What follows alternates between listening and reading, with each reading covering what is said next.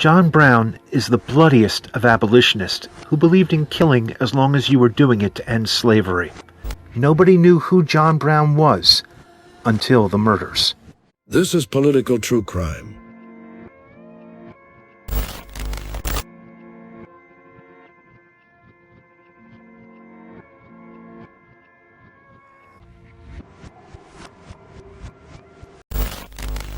Brown was born fourth of 8 children to Ruth and Owen Brown in Torrington, Connecticut, on March 18, 1800. John was raised Christian and their family moved around quite a bit. His childhood was mainly in Ohio. Ruth and Owen taught their children to hate slavery and to oppose it. John Brown witnessed a traumatic event at the age of 12 when he saw a slave being attacked with a shovel. At the age of 16, John moved to Massachusetts to become a minister, but later went into the same business as his father, raising cattle and running a tanner operation. And at one point, John was a surveyor, checking out the land. John had many jobs throughout his life. By 1820, John Brown married Dianthe Lush, had 7 children, and moved to New Richmond, Pennsylvania. There, Brown made an illegal operation in his tannery, an underground railroad, a network of secret havens along the way to freedom in the North. It's been documented that John Brown helped more than 2,000 slaves in his tannery in the early 1800s. Brown's own life was constantly one tragedy after another. In 1831, John's son Frederick died, which led Brown to become very sick. Brown's life began to fall apart, and with it, his businesses began failing as well. This caused John Brown to fall into financial debt. Later, John Brown's wife died, giving birth to an unnamed child, who later died. Not soon after, John Brown remarried to a woman named Mary Ann Day. They had 6 children together. John then uprooted his family to Kent, Ohio. In 1837, Elijah Parrish Lovejoy was murdered by a mob of pro-slavers. In 1839, Brown sank further into debt, and eventually his farm was taken from him by force. The federal court then turned around and announced that he was officially in debt in September 1842. The next year, 4 of his children died of dysentery. In 1844, Brown and a few abolitionists moved to Springfield, Massachusetts, where the abolitionist movement was taking off. This changed John Brown forever. John Brown heard Frederick Douglass and Sojourner Truth speak at lectures. By 1850, John Brown was completely radicalized and ready to kill. Brown's thoughts and conversations were getting more violent. Brown talked about violence being the only solution to end slavery. Brown made a bold claim and said that, quote, God had chosen him to lead a rebellion against slavery, unquote. Brown created an anti-slavery militia to protect runaway slaves. John Brown was living in North Elba, New York by 1850. He and his family moved to a place called Timbuktu, owned by rich abolitionist Gerrit Smith. Timbuktu was farmland where former slaves could not only grow, but prosper. This wasn't the life for John Brown, and his focus drifted back to his fight against slavery.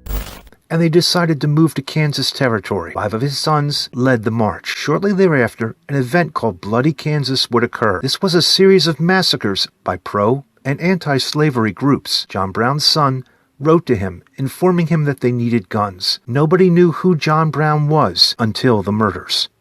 In 1855, John Brown learned from his sons in Kansas that their families were completely unprepared to face attack, and that pro-slavery forces were active in the area. Determined to protect and fight alongside his abolitionist family, Brown left for Kansas, enlisting a son-in-law and making several stops to collect funds and weapons. In this time, Kansas was split into 2 factions.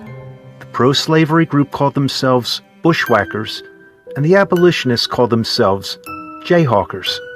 Kansas was known as Bleeding Kansas during this time. As Brown went westward, he found more militant abolitionist support in his home state of Ohio, particularly in the strongly anti-slavery Western Reserve section, where his boyhood home of Hudson is located.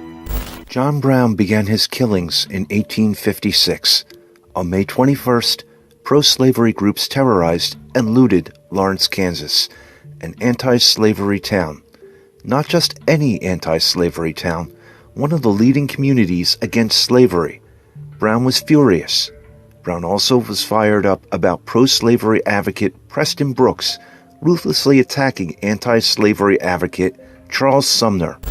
On the night of May 25th to the morning hours of the 26th, Brown led a murderous assault on pro-slavers, dragging them from their homes and murdering them.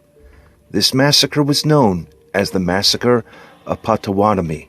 Brown went into hiding shortly after. Captain Henry Pate ordered that Brown's sons be arrested. Jason Brown and John Brown Jr. had their homes destroyed and their families uprooted. On June 2nd, Brown caught up with Captain Pate, who was leading a group of Missourians near where Walden City would eventually stand. After a vicious gun battle, Brown came out victorious, capturing 22 of Pate's men and ordering a ransom, the 22 men for Brown's sons. The ransom was granted, and Brown's sons and the 22 men were released. This was known as the Battle of Blackjack. On June 2, 1856, the American Civil War arguably began, though the Southern cannons would not blast Fort Sumter into submission for another 5 years. Almost 100 men fought a 3-hour pitched battle that ended with Pate's pro-slavery forces surrendering to John Brown. This fight became known as the Battle of Blackjack. After the smoke cleared, Pate would say, "I went to take Old Brown, but Old Brown took me." Brown and his family went back into hiding. They continued their guerrilla warfare on pro-slavery groups, and August 30th was no different. However, Brown and his forces were outnumbered 7-1, and General John William Reed had the entire anti-slavery town of Osawatomie burned to the ground. This was a huge defeat for Brown. Not only did they lose the town, John's son Frederick, the second son, was murdered in the battle. In the fall of 1856, the bloodshed had calmed down and the violence was at an all-time low. Brown and 3 of his sons returned to the East to raise money for the Abolitionist cause. Over the next few years, Brown gathered guns and money, planning something big, continuing the fight to free slaves. Brown believed that he could free all the slaves. Brown believes that with enough time, slavery would be abolished. He was right, but he would never live to see his vision. Brown tried to recruit anyone and everyone he could to a planned invasion. He tried to get Frederick Douglass to join him. Douglass politely said no. John would later meet Harriet Tubman, and she helped him gather former slave forces to help him. Brown's eyes were on West Virginia, Harper's Ferry to be more specific. On October 16th, Brown and his forces took Harper's Ferry and raided the arsenal. It was only being guarded by 1 guard. Brown rounded up hostages and cut telegraph wires. The Virginia militia arrived by next morning on the 17th. By the end of the day, 8 of his men were dead or dying. 2 of them were Brown's own sons, Watson and Oliver. On the 18th of October, Brown was met with soldiers Robert E. Lee sent. By this time, Brown occupied an engine room that would later be renamed John Brown's Fort. Brown refused to surrender. Brown wanted to be a martyr on the spot. The soldiers swept in and captured Brown and his remaining men. After a rushed trial, Brown was sentenced to hang, and on November 2nd, Brown was hung. Brown was a hero, a murderer, a terrorist, and a martyr. All of these things can be true. Brown believed in abolishing slavery. His actions led to change. The lives he saved might outnumber those that he believed he had to kill. But Brown's heart and determination was a pure motive. If you want to support Peace Productions, please subscribe to our Patreon. The link is on the screen.